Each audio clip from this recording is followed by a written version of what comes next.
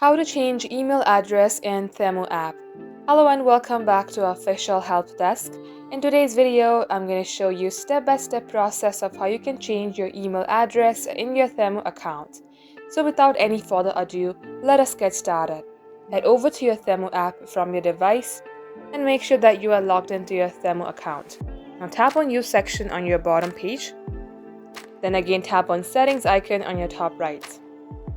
From here, you will see Account Security, Privacy and Permissions. Tap on Account Security.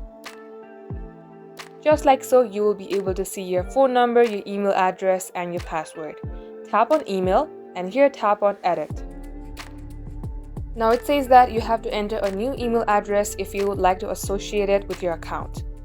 Type in the email address that you would like to add and once done, tap on to Continue. Then it will send a verification code to the email address. Just type in the verification code at this box and then you will be good to go.